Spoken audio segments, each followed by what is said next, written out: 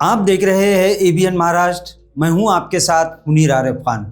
Municipal corporation इंतजामिया की जानिब से गुज़िश्ता 2 महीनों तक लगातार पूरे शहर के मुख्तलिफ इलाकों में इंतजामी कार्रवाई को अंजाम दिया गया। शहर को नाजायज़ कब्जाजात से पाक करने के लिए एडमिनिस्ट्रेटर जी श्रीकांत की रहनुमाई में अतिक्रमण विभाग के तमामी अफसरान और मुलाजिमीन के साथ साथ नाज़रीन औरंगाबाद शहर की पुलिस और इसी तरह दीगर जिम्मेदारान की मौजूदगी में शहर के मुख्तलिफ इलाकों में म्यूनिसिपल इंतजामिया ने कार्रवाई को अंजाम दिया। लेकिन म्यूनिसिपल इंतजामिया की इस कार्रवाई के खिलाफ शहर के मुख्तलिफ इलाकों के अवाम ने एक तरह से एहतजाज का इजहार किया, एक तरह से नाराज़गी और गम और गुस्से का इजहार करते हुए म्यूनिसिपल इंतजामिया से ये मांग की है कि वो इंतजामी कार्रवाई करे, लेकिन जो लोगों के मकानात कानूनी तरीके से सही है, लीगल है, उन्हें हाथ ना लगाए। इस तरह की चेतावनी भी इंतजामिया को शहरियान की जानिब से बार बार दी जा चुकी है। नाज़रीन, इसी मामले को लेकर विनोद पाटिल ने इस मामले को उठाया और वो रास्ते पर उतरकर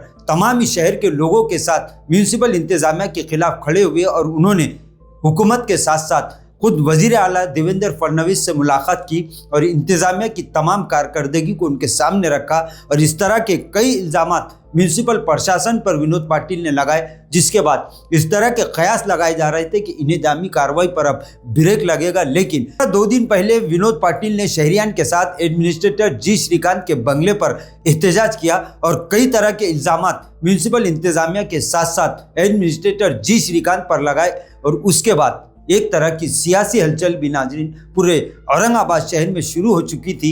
लेकिन इसी मामले को लेकर एडमिनिस्ट्रेटर जी श्रीकांत ने एक मरतबा फिर बड़ा बयान दिया है। उन्होंने कहा कि इस तरह के मोर्चों से इंतजामी कार्रवाई नहीं रुकेगी, बल्कि जो रास्तों पर सड़कों पर नाजायज़ कब्जाजात किए गए हैं उसे हर हाल में हटाया जाएगा। इसी तरह उन्होंने ये बयान भी दिया कि गैर कानूनी तरीके से तामीर किए गए मकानात और बिल्डिंगों को भी म्यूनिसिपल इंतजामिया का इंतजामी दस्ता किसी हाल में नहीं बख्शेगा। घरामध्ये आपण बघा, सरकारी निवासस्थाने असतात, सरकारी कार्यालय असतात, आमचे दप्तर ज्या वेळा उघडे असते त्यावेळेला सर्वांसाठी आव्हान की सर्वांनी यावं। तो आम्ही खूप शिष्टमंडळ सर्वांचे ऐकून घेतलं, तुम्ही त्याच्या साक्षी आहेत, सर्व लोक साक्षी आहेत। आणि ज्या वेळेला आमच्याकडे एखादा विषय घेऊन आला आणि तुमच्या बरोबर आहे का इल्लीगल आहे, इल्लीगल असेल तर त्याला किती तुम्ही काही मोर्चा काढले तरी काही फरक पडणार।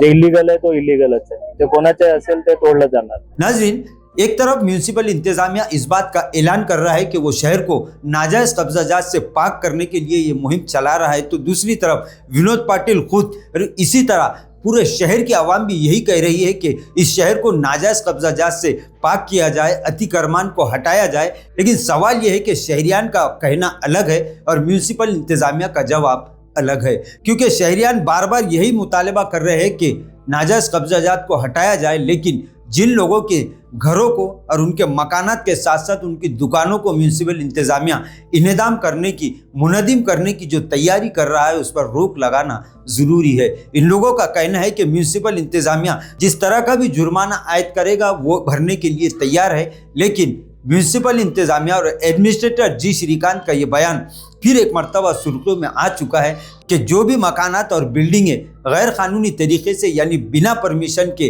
तामीर की गई है, उन्हें हर हाल में और हर सूरत में तोड़ा जाएगा।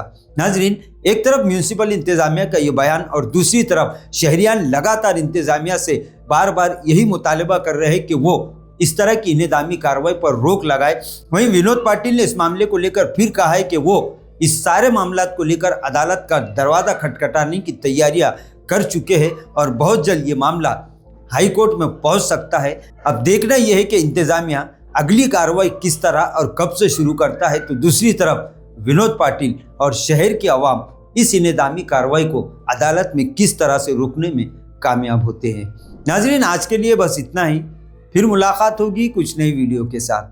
तब तक के लिए हमें इजाज़त दीजिए। अल्लाह हाफिज़।